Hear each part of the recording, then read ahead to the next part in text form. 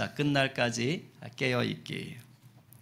여러분 1대 29대 300 혹시 들어보셨습니까? 보신 적 있으세요?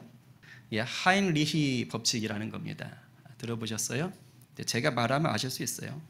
1931년에 이 하인리히라는 사람이 보험회사에 근무하고 있을 때 그때 이제 통계를 통해서 발견한 거예요. 그러니까 통계로 발견한 법칙인데 이런 겁니다. 한 번에 큰 대형 사고가 터지게 될 때 그게 일이에요. 한 번에 큰 대형 사고가 터지게 될 때는 그와 똑같은 원인을 가졌던 자잘한 사고들 있죠. 조그만 사고들이 이미 그 전에 29번 정도가 통계적으로 나더라. 한 번에 큰 대형 사고가 터지려면 이미 그 사건 전에 한 29번 정도 비슷한 아주 작은 것들이 터지고, 그리고 그 한 번의 대형 사고가 터지기 전에 이미 300번의 일종의 낌새, 조짐, 어려운 말로는 징후라고 그러죠. 이런 것들이 일어난다라는 거예요. 그것을 얘기하는 거예요. 혹시 이 사건 기억하십니까? 재작년에 이제 광주 서구에 있었죠. 그 고층 아파트를 짓고 있는데 외벽, 지금 저 외벽이 다 무너져 내린 거예요. 39층부터 시작해서 23층까지 무려 16개 층의 벽이 와르르 무너져 내린 겁니다. 안타깝게 6분의 아까운 또 그 생명이 또 목숨을 잃었죠. 그리고 이걸 위해서 또 구조 작업을 하느라고 투입된 인력만 해도 16,000명이 넘습니다. 그리고 장비만 해도 2,000대가 넘어요. 그러니까 뭐 저기 사용된 돈은 뭐 말할 수 없고 저것 때문에 딜레이가 되고 보상을 해야 되고 건축을 다시 해야 되고 하는 돈을 따지면 이건 뭐 천문학적인 숫자죠.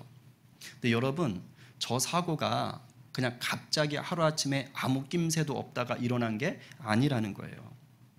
이미 저 사고가 나기 전에 공사 현장에 저 안전에 대해서 지적하는 민원, 그리고 아주 짜잘한 안전사고가 이미 계속 있었다 그래요.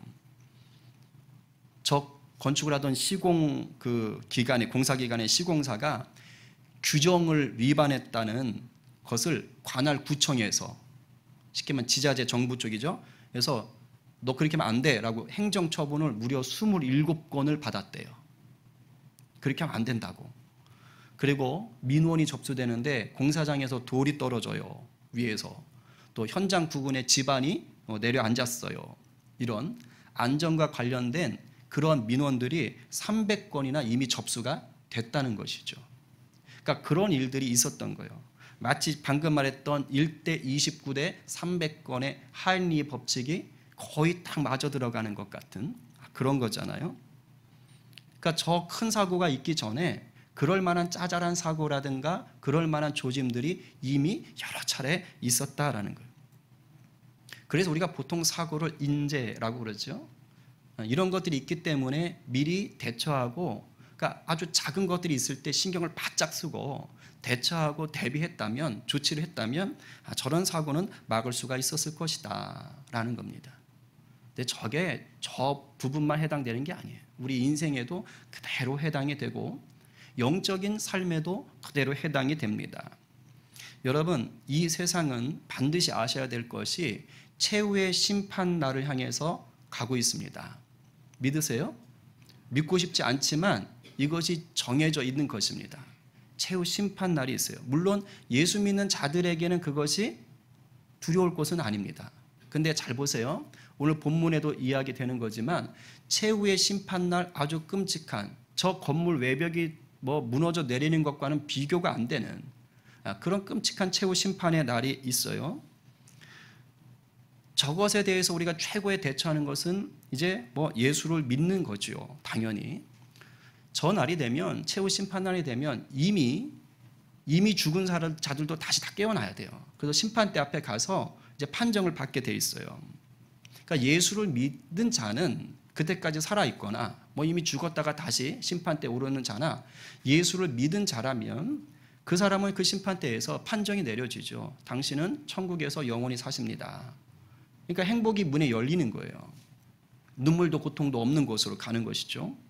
그러나 예수 그리스도를 그때까지 믿지 않았던 자, 또 또는 믿지 않은 채로 이 땅에서 죽음을 당한 자들은 그건 답이 없는 거예요. 그때는 더 이상 기회가 주어지질 않아요. 돌이킬 기회가 없어요. 그러니까 후회해도 소용이 없는 것이죠. 그러니까 잘 살아야 되는 거예요. 그러니까 주님이 먼저 오시기 전에 내가 죽을 수도 있기 때문에 언제 죽을지 모르니까 잘 살아야 돼. 그러니까 아까 대처를 잘해야 된다 했잖아요. 최고의 대처는 일단 예수를 믿는 거예요. 그리고 믿음 생활을 잘해야 돼요. 안 그러면 예수를 믿지만 사는 게 힘들어. 그러니까 믿음을 잘 지켜야 돼. 그런데 이 믿음을 지키는 게 만만치가 않아요. 왜 그러느냐? 아까 말했던 대로 1대 29대 300이 있던 것처럼 최후의 심판이라는 그 마지막 끔찍한 큰 날, 그 대환난이 있는데 그때 전에 이미 뭐가 있어요? 그와 유사한 비슷한 수많은 재난과 환난과 고난과 핍박과 어려움과 고통들이 계속해서 닥친다라는 거예요. 수많은 징후들과 조짐과 낌새들이 이미 있다라는 것이에요. 과거에도 있었고 지금 여러분 뉴스 펼쳐보세요. 얼마나 많습니까? 앞으로도 계속 있을 것이에요. 그러니까 내가 믿음 생활을 하는 게 그냥 뭐 이렇게 꽃잔디 밭에서 하는 게 아니라는 거예요. 이런 여러 가지 고난과 재난과 어려움과 시련과 고통들 속에서 해야 되는 거예요. 그러니까 그 속에서 믿음을 지킨다는 게 어렵죠. 왜? 알아야 되니까. 미리 대처할 줄 알아야 되니까. 버텨야 되니까. 넘어가야 되니까. 이 마가복음 13장은 예수님의 묵시록이라 그래요. 그러니까 심판날에 대해서, 종말 때에 대해서 예수님이 얘기를 해주시는 건데 예수님의 마가복음 설교 중에 제일 깁니다. 그러나 종말의 때를 다 풀어놓으신 게 아니에요. 압축하신 거예요. 압축하신 거.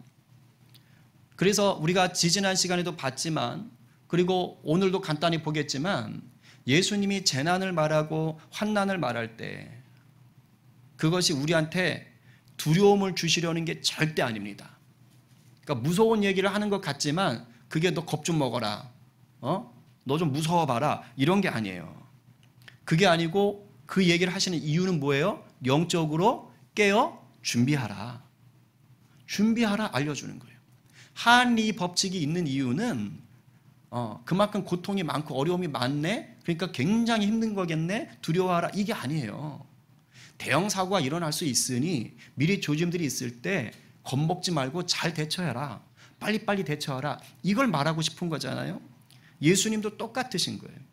지금 이 환난과 재난, 고난들을 다 얘기할 때에는 너희들이 이것을 겪을 수밖에 없는데 영적으로 깨어 있어라, 준비해라 라는 것이죠.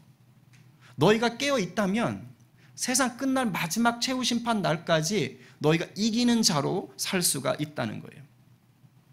오늘은 14절부터 마지막 끝절까지의 내용을, 이게 길어요. 그리고 어려워요. 사실은 하나하나 풀어가려면. 그래서 그냥 우리한테 적용할 수 있는 정도로 해서 제가 좀 압축해서 은혜를 나누려고 합니다. 이 시간에 여러분들의 영이 깨어있길 바랍니다. 자, 첫 번째, 우리가 깨어 있어야 되는데 깨어 있어야지만이 영적으로 우리가 피해야 할 때가 언제인지를 압니다.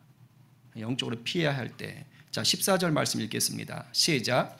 멸망에 가증한 것이 서지 못할 곳에 선 것을 보거든 읽는 자는 깨달을진저 그때에 유대에 있는 자들은 산으로 도망할지어다. 자, 요것과 연결되어서 끝나는 지점이 19절인데 읽겠습니다. 시작. 이는 그 날이 환난의 날이 되겠습니다. 하나님께서 창조하신 시초부터 지금까지 이런 환난이 없었고 후에도 없으리라. 자, 14절과 19절을 연결하면 이렇게 되죠. 예수님이 멸망에 가증한 것이 서지 못할 곳에 서 있을 때가 뭐다? 전무후무한 환난의 날이 될 거다. 지금 이렇게 말씀을 해 주시는 거예요. 그러니까 그럴 때가 되면 어떻게 하라는 거예요? 너의 삶의 자리에 지금 머물지 말라는 거예요. 그때는 빨리 산으로 도망가라 라고 얘기를 하시는 거예요. 아니 대체 그 멸망에 가증한 것이 뭐길래, 보통 우리가 그 영적으로 싸우라 그러잖아요. 맞서 싸우라 그러잖아요. 근데 그게 아니야. 멸망에 가증한 것이 뭔지 모르겠는데 그게 서 있지 말아야 될 곳에 딱 서 있으면 도망가래. 뭐길래 도망가라고 할까? 여기서 멸망에 가증한 것은요, 이런 거예요. 하나님을 대적하는 것. 그러니까 하나님이 몹시 싫어하는 것인데 그것이 딱 버티고 있는 거예요. 하나님을 공격하고 예수 믿는 자들을 공격하는 것, 이런 것들이에요. 예수님은 지금 이 말을 다니엘서에 있는 다니엘의 예언을 가지고 인용해서 말씀을 하셔요. 한 3구절 정도 되는데 우리가 한 구절만 읽어볼게요. 자, 시작. 군대는 그의 편에 서서 성소 곧 견고한 곳을 더럽히며 매일 드리는 제사를 폐하며 멸망하게 하는 가증한 것을 세울 것이며. 자, 성소, 예루살렘 성전에 쉽게 말하면 하나님을 대적하는 가증한 것을 이제 세운다는 거예요. 그리고 더럽힌대요. 이게 다니엘서에서 나오는 예언이에요. 그러니까 하나님이 다니엘 선지자 입술을 통해서 이런 일이 일어날 거다라고 예언을 하신 거예요. 그런데 실제로 예수님이 이 땅에 태어나시기 전에 이런 일이 그 예루살렘에 실제로 일어나요. 그 사건이 주전 168년에 그때 당시에 그 이스라엘은 독립국이 아니고 헬라 제국 셀류쿠스 왕조라고 하는데 그 셀류쿠스 왕조의 안티오코스 4세, 아니오셔도 돼요. 어쨌든 그런 왕이 지금 예루살렘 유대를 다스리고 있었어요. 그러니까 식민지인 거야, 식민지. 그런데 이 안티오코스 4세가 무슨 짓을 하냐면 예루살렘 성전에 그 제우스 신상 있잖아요. 헬라 문화권이니까, 그리스 문화권이니까 그 제우스 우상을 거기다 떡하니 갖다 놓은 거예요. 예루살렘 성전에, 하나님을 섬기는 성전에다가 그것을 떡하니 갖다 놓은 거예요. 그러니까 다니엘이 예언한 성소에 서지 말아야 될 가증스러운 우상을 딱 세우는 거예요. 거기서 끝나지 않았어요. 매일 드리는 제사를 폐하고 더럽힌다 그랬잖아요. 이 안티코스 4세가 유대인들은 돼지를 되게 싫어해요. 부정한 짐승이라고 해서 싫어하거든요. 그런데 거기다가 돼지를 잡아가지고 돼지 피 뿌리면서 돼지로 제사를 드린 거예요. 그러니까 다니엘서에 예언한 대로 그대로 된 거예요. 예루살렘 성소에 하나님을 섬기는 곳에 제우스 우상을 떡하니 갖다 놓고 거기다가 부정한 짐승으로 제사를 드려서 매일 드려야 될 제사를요 더럽혀 버린 겁니다. 그러니까 얼마나 놀라겠어요. 난리가 나는 것이죠. 그런데 이게 전무후무한 환난은 아니에요. 왜냐하면 종교적으로 너무도 끔찍한 거예요. 그래서 사실은 이 일 때문에 그 마따디나 마카비 그 가문 거기서 제사장들 무리가 흥분을 해가지고 이럴 수가 있나, 다 같이 일어나, 하나님을 위해서 열심히 있는 자 나를 따르라 이래가지고 혁명을 일으켜요. 그래서 오히려 혁명이 성공해서 100년 동안 독립을 누립니다. 어떻게 보면 잘된 일일 수 있죠. 그러나 사건으로 보면 다니엘서에 예언한 일들이 일어난 거예요. 그러나 전무후무한 환난이라고 보기에는 아직은 아닌 거예요. 그런데 이와 비슷한 또 다른 환난이 또 닥치는 거예요. 그거는 예수님이 죽으시고 부활하신 후에 한 40년 정도가 지나가면서 일어나요. 주후 70년. 그때 뭐가 일어나요? 유대 전쟁이 터지는 거예요. 주 64년에 67년 정도에 유대인들이 로마한테 로마한테 대적을 해요. 반란군을 일으키는 거죠. 뭐 유대로 말하면 독립운동이겠죠. 그러니까 70년에 뭐냐면 로마 제국에서 군대를 보내는 거예요. 야, 쟤들 쓸어버려. 그래가지고 티토 장군이라는 장군을 앞세워가지고 로마 군대를 보내가지고 싹 쓸어버립니다. 그래서 그때 유대가 완전히 망해요. 어차피 나라도 없었지만 그때 초토화가 된다고요. 그리고 그때 완전히 다 뿔뿔이 흩어지다시피 되는 거예요. 그래서 1948년 이스라엘 독립할 때까지 나라 없는 백성 이렇게 살았던 것이죠. 그러니까 완전히 망한 거, 완전히. 예수님이 13장 앞쪽에서 뭐라 그랬어요? 2절에서 이 대단한 큰 건물 자랑할 거 없어. 나중에 돌 위에 돌 하나도 안 남고 다 무너져. 그게 실제로 주 70년에 그대로 된 거예요. 근데 헤롯 대왕이 이 성전 짓기 시작했잖아요. 80년 넘게 지었어요. 64년인가 완공했어요. 그러니까 한 6년 뒤에 폭삭 망해버린 거예요. 그러니까 어떻게 될지 모른다니까요. 어떻게 될지 몰라요. 이때 당시를 살았던 그 요세푸스라는 이스라엘 역사가가 있어요. 그 사람이 이때 이 유대 전쟁을 기록했습니다. 그런데 이렇게 써놨어요. 로마가 붙잡아간 유대의 포로가 10만 명. 그리고 그때 당시 유대에는 240만 명 정도가 살았다 그래요. 그런데 그 중에 110만 명이, 그러니까 거의 절반 가까이죠. 110만 명이 학살과 굶주림으로 죽었다. 우리나라 인구의 절반이 죽었다고 생각해 보세요. 이런 기록도 있어요. 이제 전쟁이 터지니까 성전은 안전할 줄 알고 성전에 아이들하고 여자들 6천 명이 숨어 있었대요. 근데 그거를 발견하니까 그 사람들을 다 불태워서 죽였대요. 아주 끔찍한 일이죠. 아주 큰 대학살이죠. 그러니까 유대인들 입장에서 보면 그야말로 전무후무한 환난이 일어난 것처럼 여겨지는 거예요. 근데 재밌는 건 이 전쟁이 막 몰아치는 상황에서도 산 사람이 있었대요. 그들이 누구냐? 당시 유대 사회에서 하층민들. 이 사람들은 자기들이 기득권을 내세울 것도 없지, 그 사회에 미련도 없지, 재산도 없지. 그러니까 아쉬울 게 없어. 그러니까 뭐 하는 거예요? 로마가 쳐들어왔다? 도망가자. 그래서 제일 먼저 도망갔대잖아요. 유대 바깥에 있는 위쪽에 있는 헤르몬 산, 높은 산으로 도망갔대잖아요. 그러니까 예수님 말씀대로 한 거예요. 야, 환난이 일어나? 어려움이 있어? 빨리 도망가. 그래서 그런 사람들은 다 살았다라고 얘기를 하는 거예요. 여러분, 성경에 이제 여러 가지 예언이 나오는데요. 자, 성경 속의 예언은 우리의 역사 속 어느 시점이 되면, 때가 되면 반드시 이루어집니다. 아멘? 이거 믿으셔야 돼요. 그리고 실제로 그렇고, 지금 얘기했잖아요, 제가. 역사적으로 그렇게 된다고. 근데 어떤 예언들은 과거에도 성취가 됐는데 아직 다 끝난 게 아니야. 미래에도 또 유사한 것들이 계속 일어날 수가 있어요. 마치 우리가 멀리 있는 산을 보면 그냥 하나만 딱 보이는 것 같은데, 가까이 가 보면 산이 여러 개가 이렇게 쭉 있는 거 있죠. 그거와 비슷한 거예요. 그러니까 우리가 예언을 볼 때 우리 눈에는 그렇게 보여.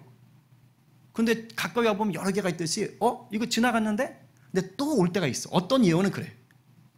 그러니까 예수님이 다시 온다는, 예수님이 오신다는 예언은, 구약의 예언은 한 번으로 됐죠. 초림은. 그리고 신약에서 다시 오심을 얘기했잖아요. 이건 반복이 아니야. 근데 지금 이 예언 같은 것은 마치 반복적으로 일어날 수가 있는 거예요. 과거에 있었지만 앞으로 언젠가 또 일어날 수가 있는 거예요. 물론 19절에 얘기하신 전무후무한 창조 이래로 없었던 그런 환난은 분명히 딱 한 번일 거예요. 그런데 우리 입장에서 와, 창조 이래로 이런 환난이 있었냐? 라고 생각할 만한 그런 환난은 계속해서 일어나는 거예요. 세계 1차 대전, 세계 2차 대전, 우리나라 6.25 전쟁 같은 것들, 그 다음에 대학살, 스탈린의 대학살이라든가 마오쩌둥 학살 같은 것, 이런 것들은요 아주 끔찍한 거거든요. 그러니까 그런 것들이 계속해서 지금 일어나는 거예요. 이게 전쟁 같은 건 집단으로 겪는 환난일 것이고, 문제는 우리 개인에게도 이런 일들이 일어난다는 거예요. 정말 죽을 것 같아. 삶의 소망이 하나도 없어. 그냥 확 죽어버리고 싶어. 이렇게 너무 힘든, 고통스러운 이런 일들이 살다 보면 딱 한 번만 있으면 좋겠는데 안 그래요. 안 그래. 어릴 때 청소년 시절에 너무 불우했는데 좀 행복할 줄 알았는데 커서도 또 그런 일이 일어날 수가 있어. 결혼했는데도 그럴 수 있어.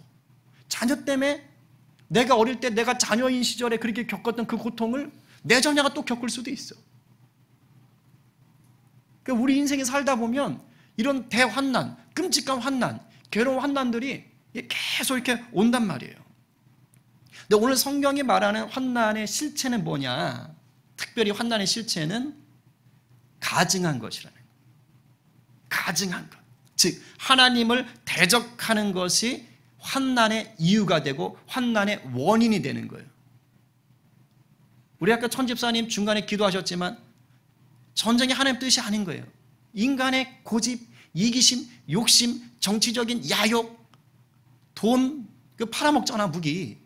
여러 가지. 물론 그것에 대한 주권자는 하나님이시지만, 그러나 그것이 인간의 고통, 욕심 이런 것들이 빚어놓는 것일 수 있거든. 그러니까 이 가증한 것으로 말미암는 환난이 우리 인생에도, 우리 집단에도, 이 민족에게도 언제든지 닥쳐올 수 있는 거예요. 사실 내가 환난 당할 때요, 꼼꼼히 감감히 생각해 보면 나의 죄성에서 비롯되는 것일 수 있어요. 또는 나를 힘들게 하는 그 누군가의 죄성 때문에 빚어지는 내가 피해를 당하는 쪽일 수도 있죠. 이 가증한 것들이 만들어내는 것인 거예요. 근데 이럴 때 어떻게 하래요? 도망가래요. 예수님은 도망가래요. 여러분, 우리가 항상 맞서 싸우는 것이 답이 아닙니다. 잘 도망가야 될 때 도망가는 것도 싸움의 기술이에요. 이거 진짜 병법에 있어요. 여러분 다 아세요. 36개 주랭랑이라고 아시죠? 원래는 주위상이에요. 36개라는 중국의 병법서가 있어요. 그런데 그 마지막 36번째 마지막이 뭐예요? 질 것 같냐? 빨리 도망가라. 주위상이요. 빨리 도망가라. 그리고 다음을 준비해라. 이렇게 돼 있어요. 이제 우리가 그것을 36개 주랭랑이라고 얘기를 하는 거죠. 그러니까 도망가야 될 때 도망가는 것도 지혜입니다. 이게 싸움의 기술이에요. 예수님도 도망가셨습니다. 헤롯 대왕이 2살 밑에 아이들을 다 죽이려고 할 때 성령께서 빨리 도망가 하셔가지고 어디로 도망가세요? 애굽으로 도망가시잖아요. 사도 바울, 그 믿음 좋은 사람이요, 전도여행 다니면서 선교여행 다니면서 하나님을 대적하다니 순교하리라 하고 맞짱 뜬 줄 아세요? 아니에요. 폭동 일어나면요 도망갔어요. 수차례 도망갑니다. 그 용맹스러운 다윗, 골리앗과 싸워서 이긴 그 다윗, 맹수와 싸워서 이긴 그 다윗, 장인어른 사울이 죽이려고 하니까 어떻게 됩니까? 쎄 빠지게 도망가잖아요. 그죠? 도망가는 거예요. 이건 패배가 아니에요. 지혜로운 거예요. 하나님의 때를 준비하는 것이죠. 그 오레이션 경배와 찬양을 이끌었던 하스테반 선교사님, 할렐루야 하시는 거 있잖아요. 그분이 제가 이제 그 수련회 캠프 갔을 때 그분이 하셨던 얘기예요. 자기가 독일 유학을 할 때인데 도서관에서 공부를 하는데 그 이제 독일인들이 그 게르만 쪽인들이 체형이 좋거든요. 그런데 독일에 한 여성이 자기한테 다가오더래요. 미모의 여성이었대요. 근데 자기한테 다가오는데 이렇게 좀 몸이 많이 드러나는 옷을 입으셨대요, 그분이. 예. 그래서 우리 학생들이 있기 때문에 제가 좀 언어를 좀 순화해서 말하는 거예요. 몸이 많이 드러나는 옷을 입으셨는데 그분이 그렇게 오셔가지고 이제 자기 이렇게 공부를 하고 있는데 자기 앞에 딱 이렇게 하시면서 자기를 유혹을 하시더랍니다. 예. 책상 앞에 딱 이렇게 하시면서 자기를 유혹하시더랍니다. 상상하지 마세요. 자, 그때 이 선교사님이 어떻게 하셨을까요? 나는 하나님의 아들이다. 난 믿음으로 이길 수 있다. 하면서 그 자매를 이렇게 쳐다보면서 버텼을까요? 아니요. 도망갔어요. 자기가 바로 피했대요. 자기가 바로 피했대요. 눈앞에서 자신을 유혹할 수 있는 것에 자기가 무너질 수 있을 것 같을지 모르니까 그냥 피해버리는 거예요. 여러분 시편 150편 중에 서론 역할을 하는 것이 1편이에요. 중요하죠? 그 1편 중에서 1절이 이렇게 말합니다. 읽어봅니다. 시작. 복이 있는 사람은 악인들의 꾀를 따르지 아니하며 죄인들의 길에 서지 아니하며 오만한 자들의 자리에 앉지 아니하고. 자, 복 있는 사람은 악인들의 꾀를 따르지 않고 죄인들의 길에 서지 않고 오만한 자의 자리에 앉지 않고. 그 자리에 맞짱 뜨지 않죠? 뭐 하는 거예요? 피하는 거예요. 복 있는 사람이 누구냐? 하나님이 싫어하는 것을 잘 피하는 사람입니다. 이걸 아셔야 돼요. 이게 분별력이고 이게 지혜고 이게 용기인 거예요. 주님을 대적하는 것, 주님이 싫어하는 것과 어울리잖아요. 죄송하지만 결국 죄 짓게 됩니다. 그게 죄가 돼요. 주님을 대적하는데 거기 계속 껴 있어 봐요. 주님을 싫어하는데 거기 계속 앉아 있어 봐요. 그럼 마음도 힘들고 무너지고 언젠가는 내가 때가 묻고. 근데 물론 완벽할 수 없어요. 세상 생활 하다 보면은 어쩔 수 없습니다. 때로는 그런 자리도 가야 되기 힘든데 여하튼 우리가 할 수 있는 한 피할 때 피하는 것도 이것도 방법인 거예요. 그게 복 있는 자라고요. 여러분 피할 수 있을 때 잘 피해야 환난이 닥칠 때도 주님의 은혜를 내가 누릴 수가 있는 거예요. 이건 제 말이 아니라 성경에 써 있어요. 우리 주님은 진노 중에도 그러니까 우리 주님이 막 죄에 대해서 심판하실 때로 무섭게 심판하실 때도 그때도 우리 주님은 자비를 베푸십니다. 아멘? 이건 100% 사실이에요.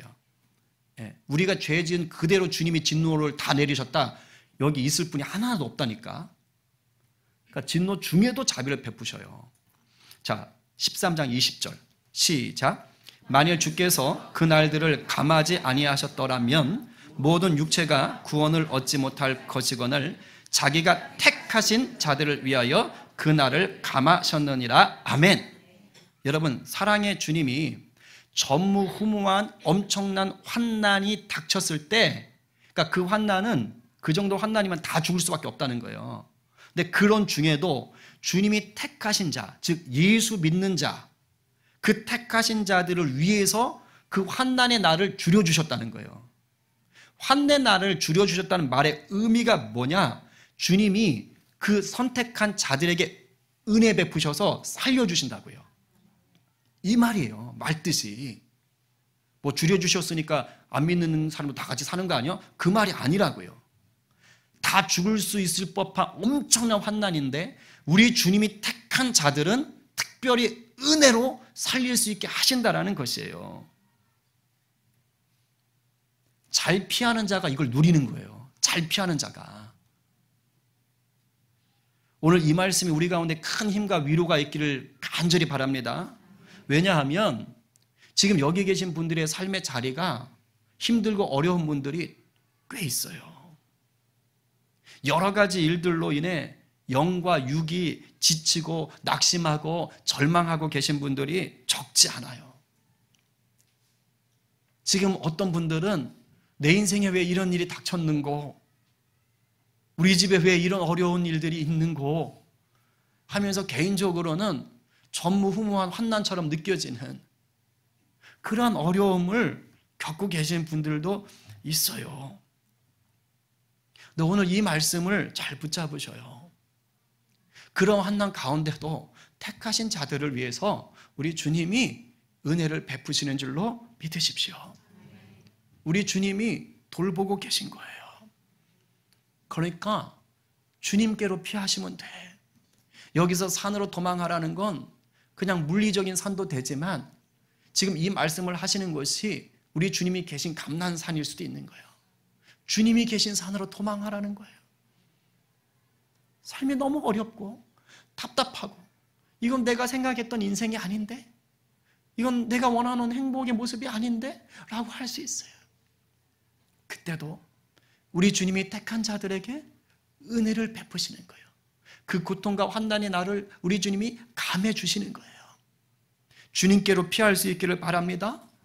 그래서 이 환난과 고통의 때를 지나가시면서 오히려 믿음이 더 자라고 더 하나님과 깊어지는, 단풍만 가을에 깊어지는 게 아니야. 우리의 영성도 이 가을에 주님으로 깊어지고 그리스도의 보혈로 붉게 물들게 되기를 간절히 축복합니다. 아멘. 두 번째는요, 우리가 깨어 있어야 진리를 붙잡고 승리합니다. 21절 22절. 자, 시작. 그때에 어떤 사람이 너희에게 말하되 보라 그리스도가 여기 있다, 보라 저기 있다 하여도 믿지 말라. 거짓 그리스도들과 거짓 선지자들이 일어나서 이적과 기사를 행하여 할 수만 있으면 택하신 자들을 미혹하려 하리라. 아멘. 그러니까 주님이 다시 오실 날이 가까워질수록 가짜가 넘쳐나는 거예요. 짝퉁이 넘쳐나는 거예요. 그런데 실력이 굉장히 좋아요.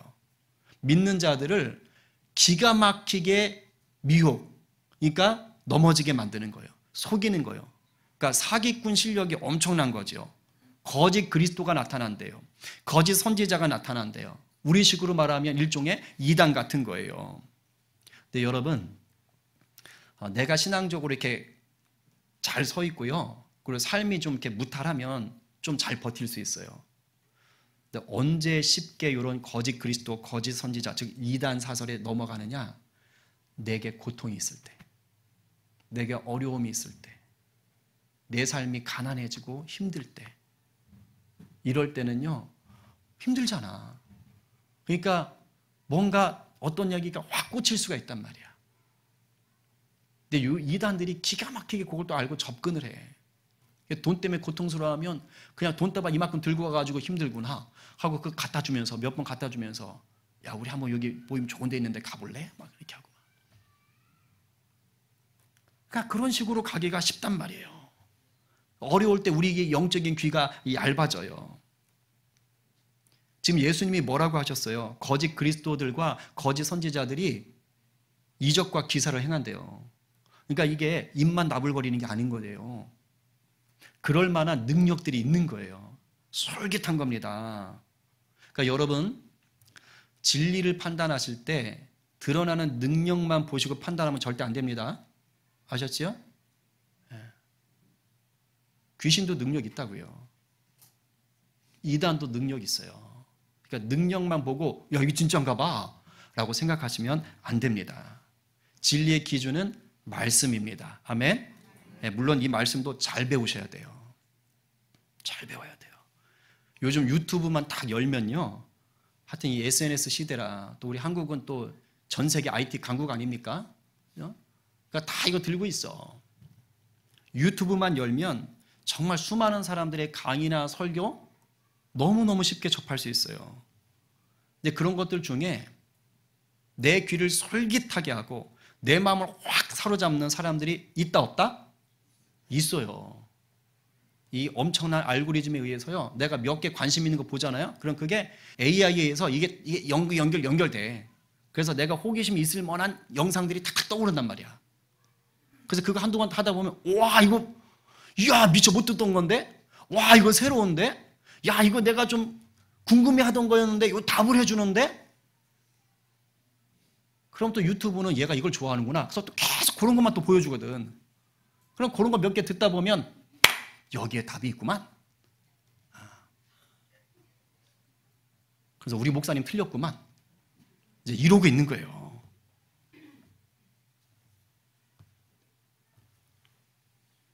우리 다 그럴 수 있다니까요.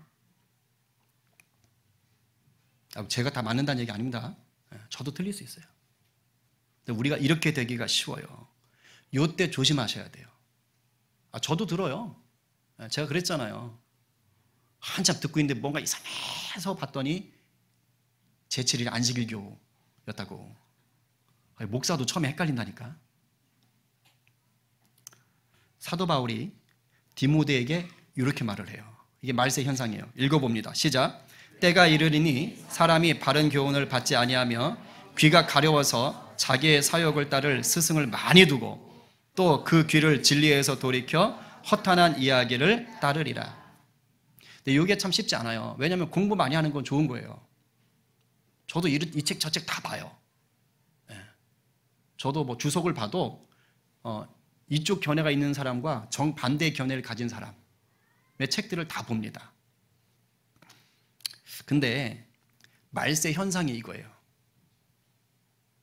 내가 뭔가 듣고 싶은 것을 들으려고 자꾸 내 스스로 선생을 많이 찾게 되는 거예요. 영적으로 깨어있지 않으면 정작 들어야 할 진리에 대해서는 귀를 닫게 됩니다. 이게 위험한 거예요. 내가 진리에 딱 서 있으면 돼. 그러면 많은 것을 들어도 그게 도움이 돼요. 근데 내가 진리 위에 딱 서 있지 않으면 그냥 듣는 것에 내가 자꾸 기울어지는 거예요. 내 욕심 따라서 가게 되는 거예요. 그러다 이단에 넘어가는 것이고, 이단에 안 넘어가도 교회 안에서 내가 이단 되는 거예요. 이런 분들이 한두 분이 아니에요. 그러니까 비판하는 게 아니라 우리가 이렇게 되기가 쉽다고, 말세로 갈수록. 그래서 마지막 때일수록 어떻게 하셔야 되냐면 일단 신앙의 기초를 잘 잡으셔야 돼요. 교회 오래 다녔다고 신앙의 기초와 기준이 그냥 잡히는 것 절대 아닙니다. 50년을 교회 다니셨는데 그리스도의 뜻을 몰라. 성경 66권을 뭐가 있는지 몰라. 요나서를 못 찾아.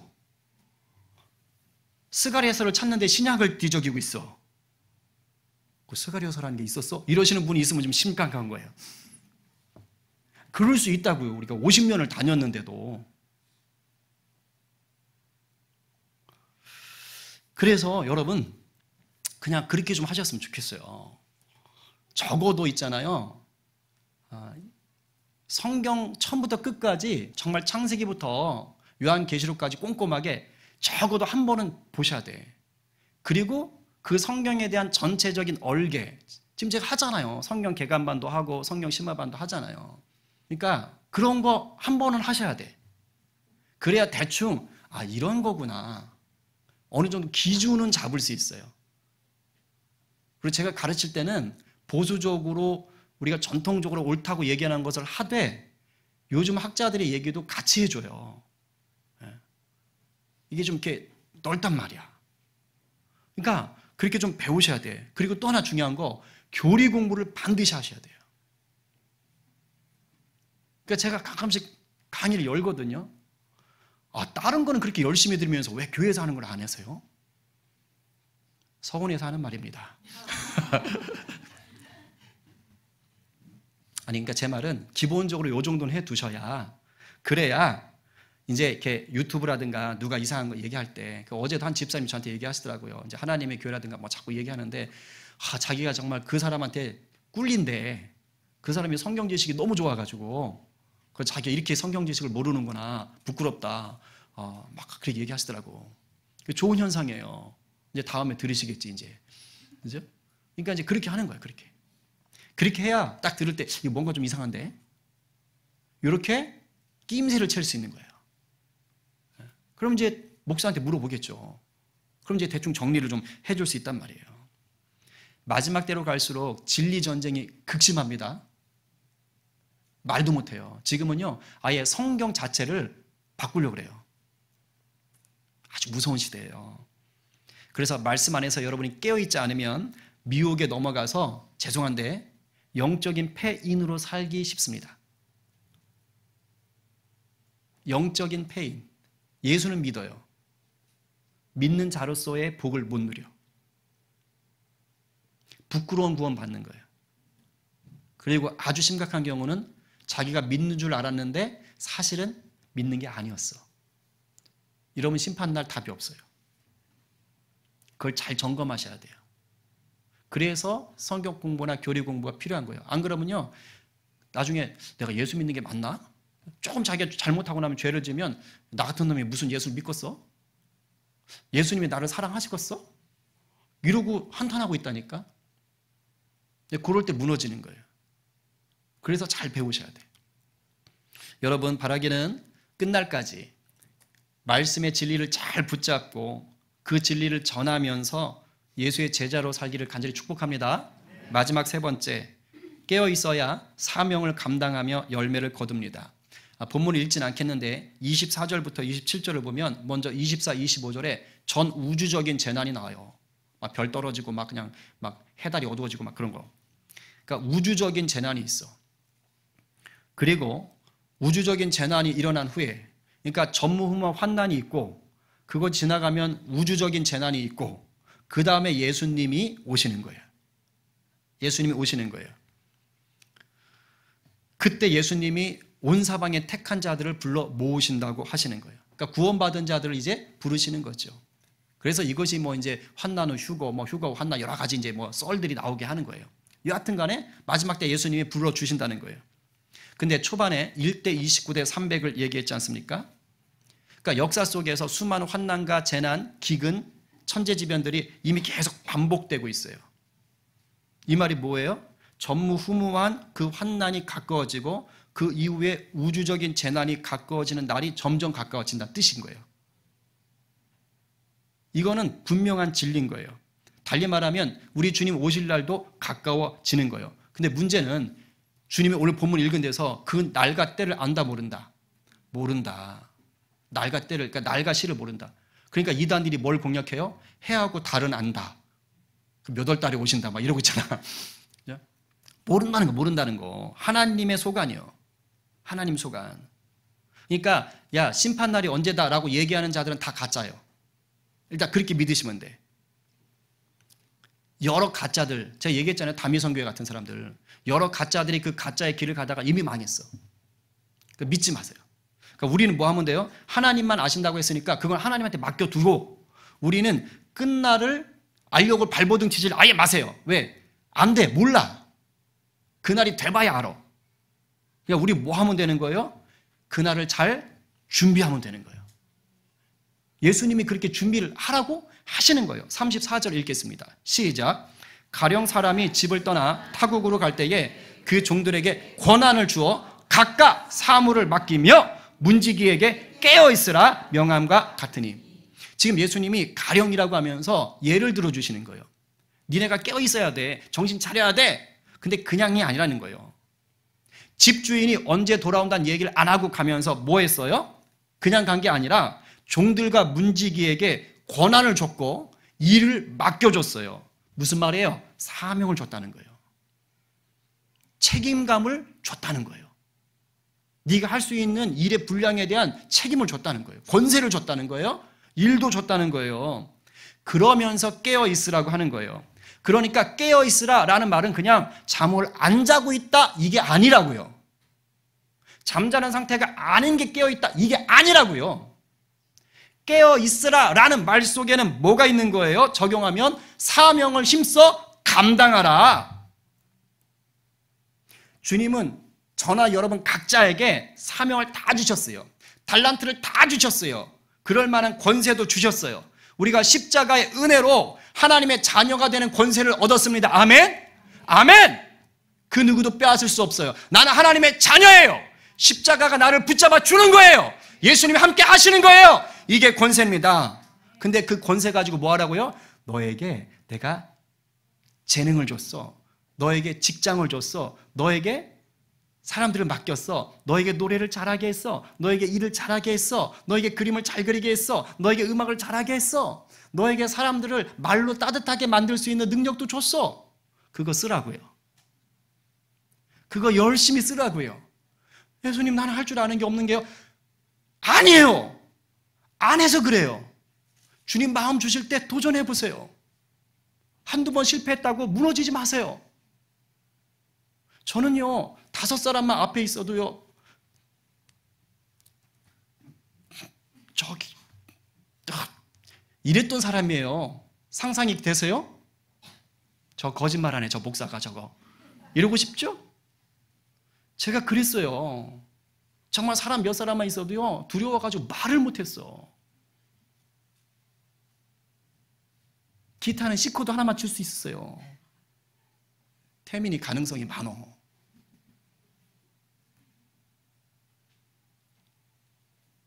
하나님이 다 필드를 마련하시고 거기서 열심히 뛰게 하시면서 성장케 하는 거예요.